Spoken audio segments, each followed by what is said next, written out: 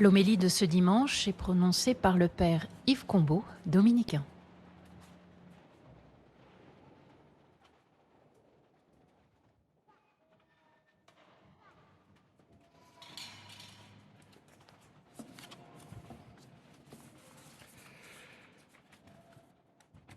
Comme vous le savez peut-être, frères et sœurs,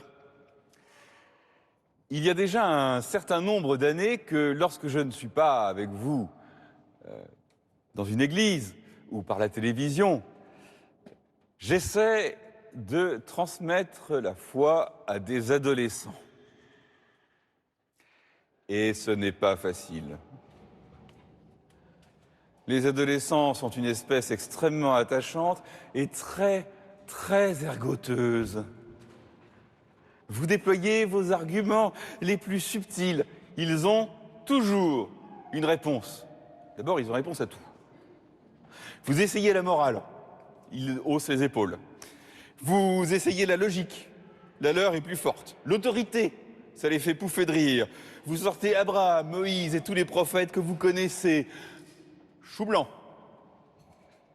Ça ne persuade personne. Alors quoi? L'enseignement de Jésus, les miracles, ils ne sont pas forcément contre, ils ne sont pas convaincus.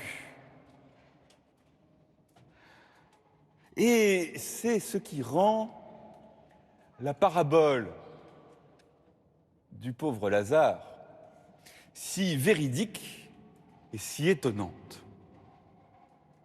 La parabole elle-même, on la connaît assez bien. À la fin, le juste est récompensé, le pauvre est puni. Mais avez-vous bien entendu les derniers mots? S'ils n'écoutent pas Moïse et les prophètes, quelqu'un pourra bien ressusciter d'entre les morts. Ils ne seront pas convaincus. Et c'est Jésus qui dit cela. Voilà une prophétie adressée à tous les prédicateurs, à tous les catéchistes, à tous les parents, à tous les parrains et à toutes les marraines. Chers amis, chers courageux amis, la résurrection elle-même ne suffira pas. Aucun de vos arguments, aucune de vos paroles ne suffira. Vous n'y arriverez pas. Vos charmantes têtes de bois de 15 ans, dans mon exemple, mais elles pourraient aussi bien en avoir 40 ou 70, vos têtes de bois ne seront pas convaincues par tout ce que vous pourrez leur dire. C'est comme ça. C'est comme ça parce que ce ne sont pas les mots qui transmettent la parole. Ce n'est pas la rhétorique. La rhétorique peut parler au cerveau, mais elle glisse sur le cœur comme l'eau sur les plumes du canard. Particulièrement pour les adolescents auxquels je m'attache. Mais cette vérité vaut aussi bien pour nous, les adultes, nous qui tentons d'être des témoins de l'Évangile. Nous ne convaincrons que par le cœur et nous ne convaincrons pas par nos seules forces.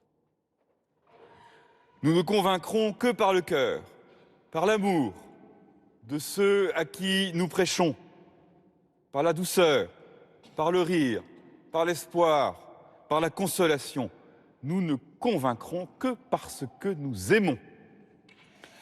Et à cela, il importe très peu que nous ayons du talent ou de l'autorité ou du bagou. Le cœur est indifférent à tout cela. Et nous ne convaincrons pas par nos seules forces, parce que notre cœur, si sincère et généreux soit-il, n'est pas assez grand ni assez profond pour le message qu'il veut faire passer. Ni Moïse, ni l'Évangile, ni rien ne passeront si l'Esprit Saint ne les fait passer.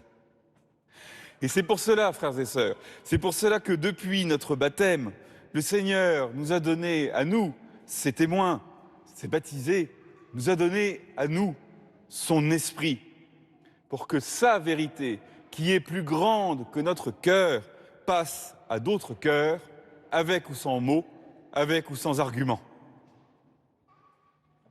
Père Abraham, que faudra-t-il pour qu'il m'écoute enfin ? Il faudra ton amour et il faudra celui qui est l'amour, celui qui fait couler le fleuve de la vérité de son cœur, le Christ vivant. Amen.